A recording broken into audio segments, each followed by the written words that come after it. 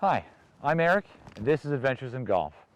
And for this episode, well, I think we're just going to play one of the only courses in California that's even open right now.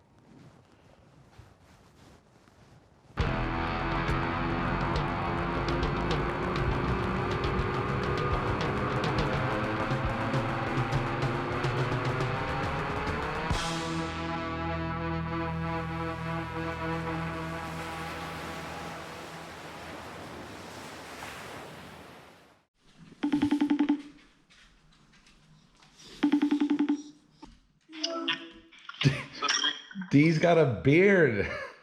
I love it, dude. How you been, man? How you holding up? Good. Yeah, not bad. We would be in Germany right now. Oh, yeah? After 2 weeks in South America, we'd be in Germany. Crazy. We're still going to do it. So really the idea for AIG for this episode is how golf is doing during this time, right? Yeah, I'm down. Golf courses are now opening across the country, but back in March and April, that was not the case. Whether it was chipping in the backyard or putting in your living room, the only way millions of us could get a golf fix was to be creative at home. See that? That's why in April, Adventures in Golf set out to see the effects the coronavirus was having on golf, and to learn how some golf courses were taking the virus head on.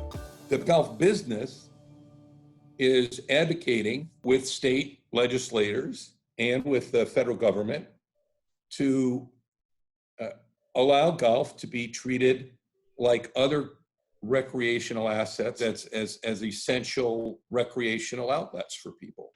Right now, your research and your experience and practice is being put to the test because everyone's asking questions about golf, and really your organization is the only one that can, as a whole, kind of answer these questions about what's happening with coronavirus and the state of golf. So we decided to do a statistical poll every week because we were getting reports that this course was closing, that golf course was open, this state was not going to allow, this state was.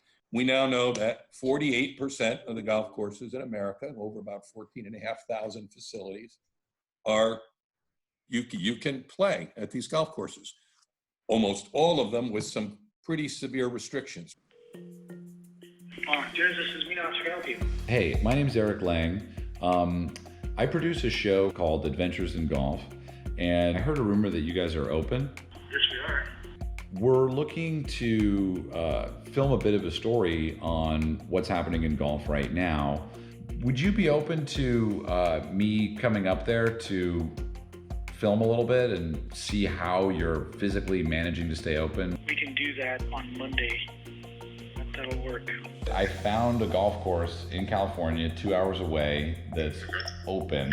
All right, we got all the stuff ready to go. The question for us from a production standpoint is how do we do that and stay safe? I mean, we just have to take all the precautions, right? Maybe we travel separately to the course. Keep our distance from each other, try to stay safe. One of the interesting things about this story is that Monarch Dunes is a residential development. It has houses on it, and a big part of them not allowing outsiders is to take care of the members of the community here. All right, so we're headed inside, but it is strange to be in a golf course parking lot, which seems so familiar to me, and just see a ton of people with masks on. It's super weird. Like, it's uncomfortable, to be honest with you, but at the same time, it's not all that different. I just can't tell whether you're smiling or not. I think he's smiling. What have you guys done here to stay open? There was a specific request made to the county. What we were trying to do is be proactive in how we could stay open and demonstrate how we could be safe doing it.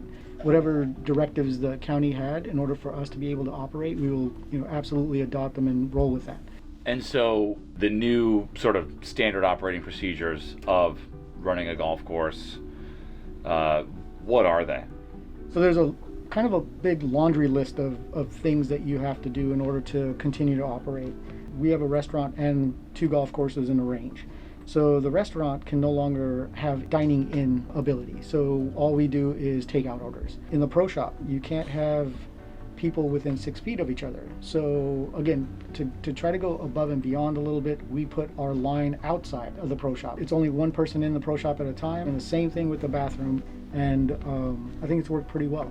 There are many other precautions Monarch Dunes is taking, including window check-in for members, cart sanitization before and after each use, 1 golfer per cart, and masks on staff members. On the range, only every other stall is available. The range ball machine is closed, and after collection, all range balls and baskets are sanitized. Staff member Mason shows us how. Click on these 2 switches right here. You can see it's kind of like elevating the ball here.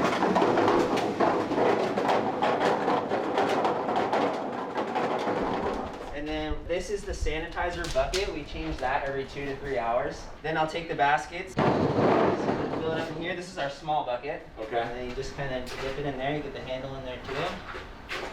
Wow, and that kills all the coronavirus. That kills it all right there, man. That's amazing. Yep, and we do that process all day.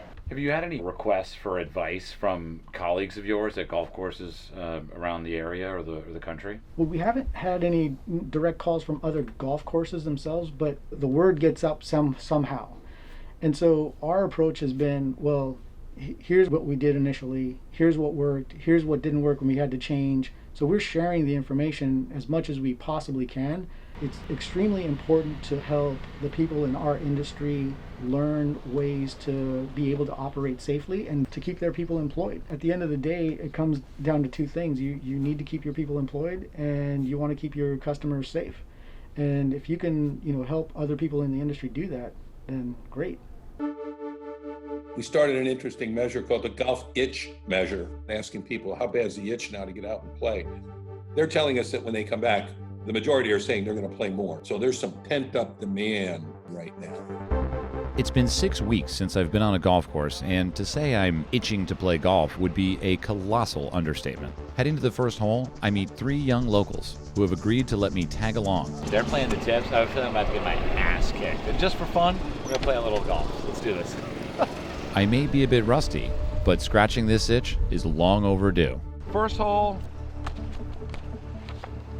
Never played here. 437 from back here into the wind. How old are you guys? 15. It's a hard starting hole. This is like the hardest hole. This is gonna be fun. After seeing them tee off, I realized quickly that I might be in over my head. Wow, that's terrible. Found my second drive. First one went OB. See if we can get this back in play. Playing to an aerated green here. How is this gonna go? I now know I'm an old man because some 15-year-olds made me nervous to make a triple bogey. When did you guys start playing golf? 2 years ago for me. I started when I was like 5. I started at 8 years old. When did you start? Started when you were 5.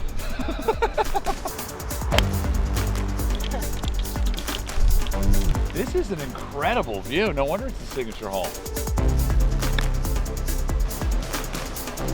I don't have a tremendous amount of control over the golf ball. No, I don't expect too much. So you guys normally have the raised cups. Yeah.